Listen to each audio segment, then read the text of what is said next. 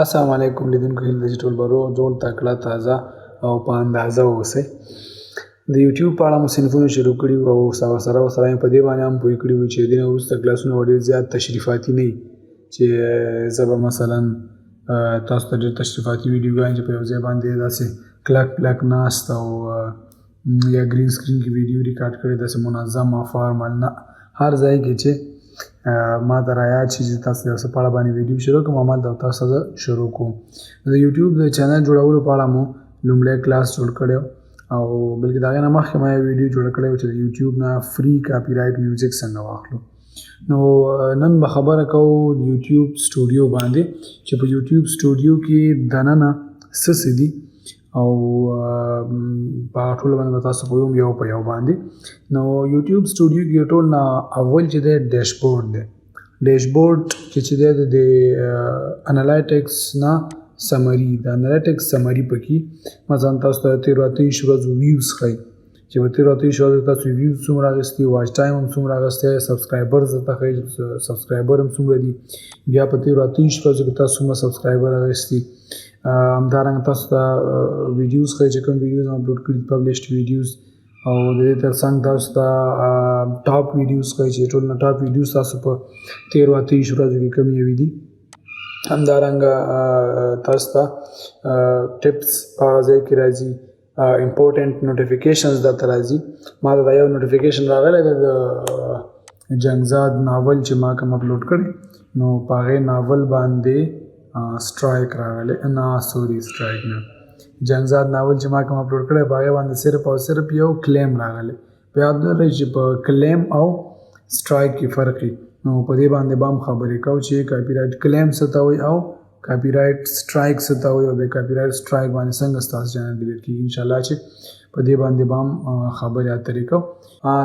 په دې اړخ باندې که تاسو وګورئ دا ټول د نیوز او ټپس او دغه څیزونه دي چې په دې هفته کې کومه نوې ویډیو کریټرز جوړه کړي، کوم چې د یوټیوب سره رسمي کریټرز دي چې د یوټیوب درسونه خلکو ته ورکوي، یا کوم نوی ټپ راغلی، کوم نوي رولز راغلي، هغه ټول په دغه کونج کې تاسو ته ښایي. او د دې لاندې چې دی کانټینټ دی، او په کانټینټ کې ټولې هغه ویډیوګانې تاسو پبلش کړي بای ډیټ تاسو ته راځي چې کومه ویډیو هم کله پبلش کړي، د ټول نوې ټول ناولي او د ټول نه زړه چې د ټول نه اخر تاسو کولی شئ چې دا سرچپه کړئ، د ټول نه زړه اوله کې او ټول نه نوې اخره کې وګورئ، یعنې اسینډنګ ډسینډنګ تاسو په خپله باندې انتخابولی شئ. د کانټینټ نه وروسته چې دی پلی لیسټ دی، نو په پلی لیسټ کې هم تاسو کتلی شئ چې دلته هغه پلی لیسټونه چې تاسو جوړ کړي، ما اوس دا پلی لیسټونه جوړ کړي دی وګورئ. نو دغه پلی لیسټ چې دی داسې الاین دي چې کوم یو د نوې ویډیو اپلوډ شوي هغه ټول نه پاسي، چې کوم کې ټول مخکینۍ ویډیوګانې پرتې هغه ټول نه لاندې. دا پلی لیسټ تاسو ایډیټ کولی هم شئ، د پلی لیسټ نیم پلی لیسټ ډیلیټ کولی شئ، پلی لیسټ کولابریټ ایډ ټو آل، یعنې غواړئ یو ویډیو ټولو پلی لیسټونو ته ایډ کړئ. او د پلی لیسټ کولابریټ دا مطلب دی چې که تاسو یو پلی لیسټ کولابریشن آن کړئ او د هغې لینک بل چاته ورکړئ، نو بیا هغې چینل والا کولی شي په همدغه لیسټ کې ویډیو اپلوډ کړي، نو ویډیو به وي د هغې په چینل، خو دې پلی لیسټ کې به دلته هم تاسو ته ښکاري، دغه ځینې به هم پلی کولی شئ. نو زما په خیال باندې چې د نن لپاره همدغه 3 ټیپس بس دي چې په اړه مو خبرې وکړې. یو مو ډیشبورډ په کوم کې چې د انالیټکس د چینل ټوله سمري وي، او د هغه نه وروسته په کانټینټ باندې خبرې کوو، بیا په پلی لیسټ باندې. نو انشاءالله په روانو کلاسونو کې به د دې نه لاندې ټولو آپشنو باندې خبرې اترې کوو. انالیټکس کې به تفصیلي گفتگو کوو چې انالیټکس څه دي او څنګه دي، او هغې تر څنګه په مهم موضوعاتو لکه کاپي رایټ کلیم، سټرایک او فری میوزیکونو په دې ټولو هر څه باندې به وار په وار باندې خبرې کوو. نو که تاسو ته دغه کلاسونه ګټور ښکاري او فکر کوئ چې دا نورو خلکو ته ور ورسوئ، هغوی هم داسې ګټه اخیستی شي، نو شیر کوئ یا ملګري خبروئ، ملګرو ته یې ورلېږئ. دا تېرو 2 ویډیوګانو کې زما په خیال وایس ډېر زیات خراب و، ما به همداسې ریکارډ کولو.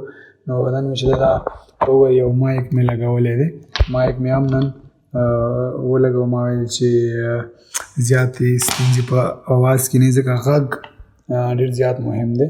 که څه هم تر ډېره حده پورې ویډیو پیغام رسوي، خو غږ چې دی هغه هم ډېر زیات مهم دی. او کتابخانه کې ناست یم، نو د کتابونو نه بل ښه رنګ او د کتابونو نه بل ښه خوند او بل ښه بوی دا به څه وي. نو زه اکثره کتابخانه کې ډېر کښېنم. تاسې هم د کتاب سره مینه وکړئ، د علم سره مینه وکړئ او د خپل قوم د پرمختګ دپاره خپله ونډه ادا کړئ. نو خبرې نه زیاتوم، تر بل کلاسه پورې په لوی الله سپارم. د الله په امان.